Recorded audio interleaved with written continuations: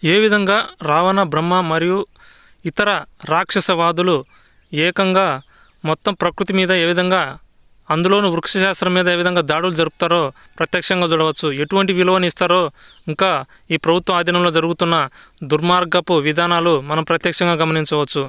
వీళ్లకు ఏదైతే రోడ్డు వేయాలనుకుంటున్నారో అది మంచి పద్ధతి చెడ అన్నది తర్వాత పక్కన పెడితే, ఇక్కడ మనం రోడ్ల పక్కన ఉన్న ఏ విధంగా చెట్లను ఏ విధంగా నిర్మూలించడం జరుగుతుందో చూడవచ్చు. వీటికి ఎటువంటి విలువ లేకుండా ఈ విత్తనం ఏదైతే ఉందో వాటిని సంరక్షించకుండా వీళ్ళు ఇష్టం వచ్చినట్టు చెట్లను తొలగించుకుంటా పోవడం మనం గమనించవచ్చు. ఇది యొక్క రాజ్యాంగ నికృష్టానికి, దాష్టికానికి ప్రత్యక్ష సాక్ష్యం.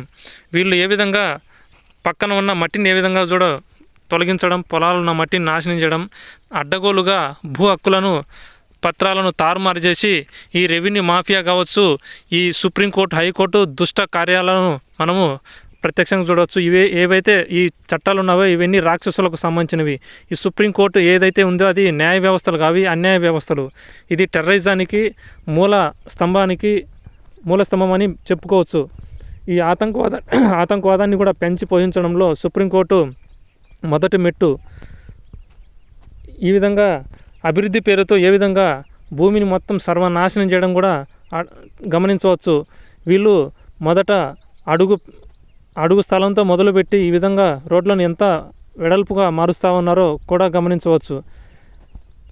హైవేల పేరుతో 4 లైన్లు, 6 లైన్లు, జాతీయ, అంతర్జాతీయ రోడ్డు వ్యవస్థ అనుకుంటా ఇష్టం వచ్చినట్టు రోడ్ల మరమ్మతులు, వెడల్పులు చేస్తూ ప్రత్యక్షంగా మనం గమనించవచ్చు. ఏదైతే ఇప్పుడు రెవెన్యూలో జరుగుతున్న భూ హక్కు చట్టాలు, ఇవి భూ హక్కు చట్టాలు కాదు, భూ వినాశక చట్టాలని మనము గుర్తించుకోవాలి. ఈ లాయర్లు ఎవరైతే ఉన్నారో వాళ్ళంతా ఉగ్రవాదులని కూడా, ఆ లాయర్లను తయారు చేసే ఉగ్రవాద యూనివర్సిటీలు కూడా వాటికి కొమ్ము కాస్తున్నాయి.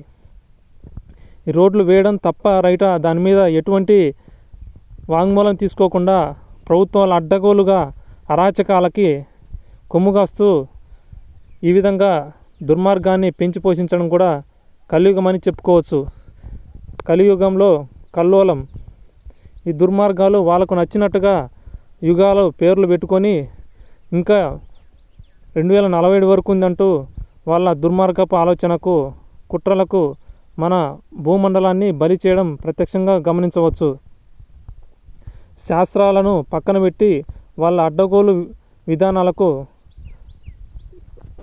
2వ తరగతి 3వ తరగతి చదివినవాడు అటువంటి వాళ్ళనే నాయకులుగా ఉంచి ఎవరైతే ఉన్నారో అధికారులు ఒక మతోన్మాదానికి సంబంధించిన వాదులని మనం ప్రత్యక్షంగా గమనించవచ్చు.